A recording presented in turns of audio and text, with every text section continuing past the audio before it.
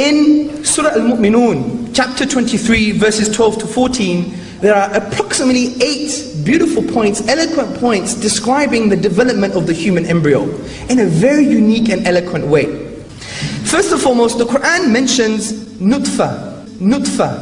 Now, according to classical dictionaries like Lisan al-Arab, and academic dictionaries like Lane's lexicon, this word can mean a singular entity which is part of a bigger group of its kind, a single sperm from a collection of millions of sperms, and it can also refer to one female egg from a group of many other eggs in the ovaries.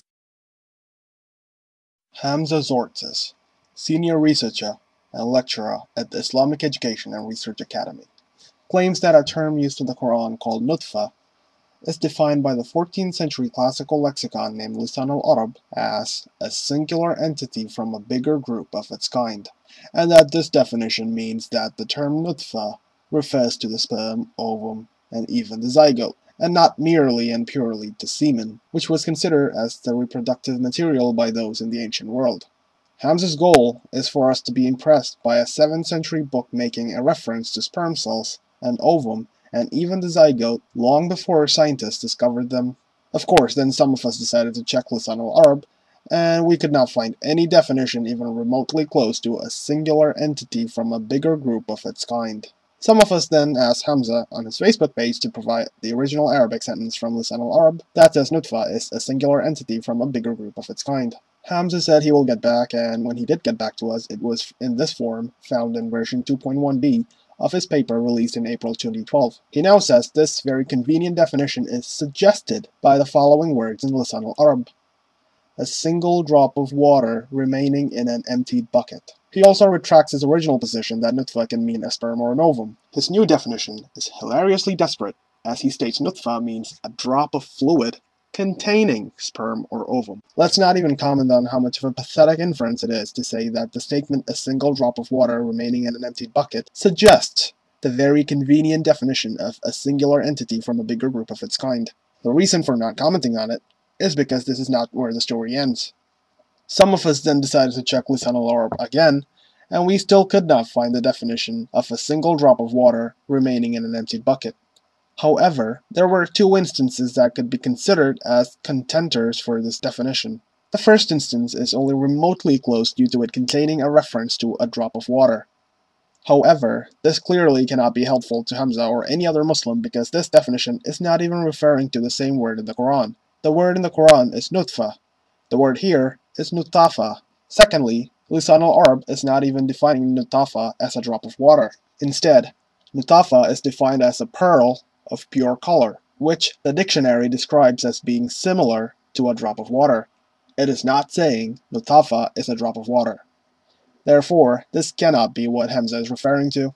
The second instance comes very close to Hamza's given definition from Lisan al-Arab. However, it is also vastly different from what Hamza would like it to be.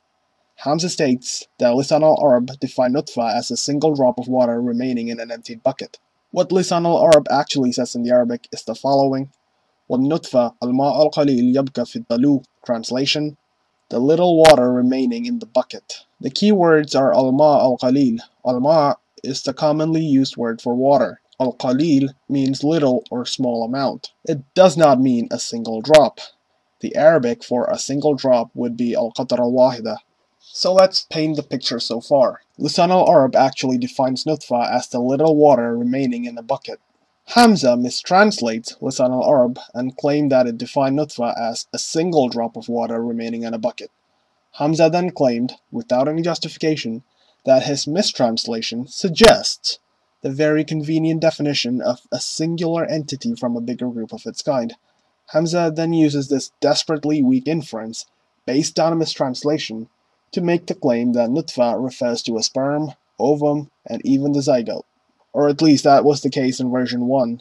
Since he got busted on his misrepresentation of Lisan al-Arab, his version 2.1 suggests in a very convoluted manner that nutfa refers to a drop of fluid containing sperm or ovum. Now, if you thought such an amount of academic dishonesty was the end of it all, think again.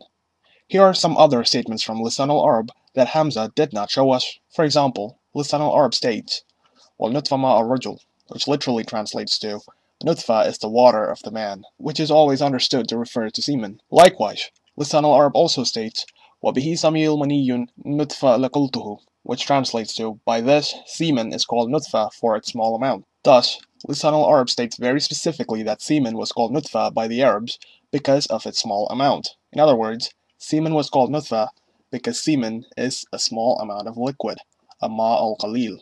If that wasn't clear enough, consider this. The very statement from Lisan al-Arab that Hamza mistranslated and subsequently made extremely weak inferences from in order to define nutfa as sperm, ovum, zygote, Higgs boson, whatever, was in reality and originally used by the ancient Arabs to define nutfa as nothing more than semen. Yet if you thought such an amount of desperation was the end of it all, think again. The following is a hadith from the Prophet Muhammad ﷺ, peace and blessings be upon him, that was never mentioned by Hamza. The hadith states the following regarding nutfa. إِنَّ أَحَدَكُمْ يُجْمَعُ خَلْقُهُ فِي بَطْنِ أُمَّتِي 40 يَوْمًا نُطْفَةً.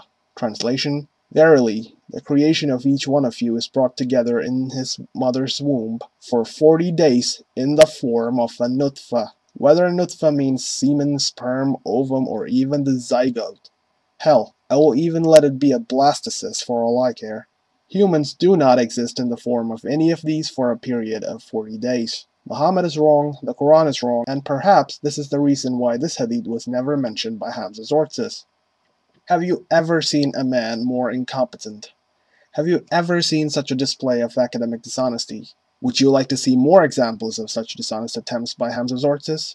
Well, now you can, with Embryology in the Quran, Much Ado About Nothing, a refutation of Hamza's Ortiz, Embryology in the Quran, a scientific linguistic analysis of chapter 23, authored by myself and Martin Taverell. And the best part is that it is all for free. I'm not even gonna ask for donations like a certain someone. All you have to do is visit www.embryologyinthequran.blogspot.com, where the paper can be downloaded or read online.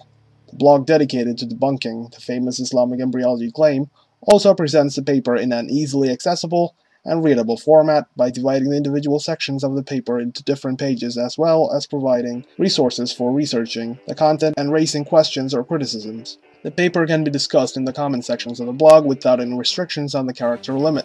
The blog also has information on how to contact the authors of the paper. If you're interested in knowing more about the paper, tune in to the Gin and Tonic Show airing on September 22nd at 8 p.m. GMT.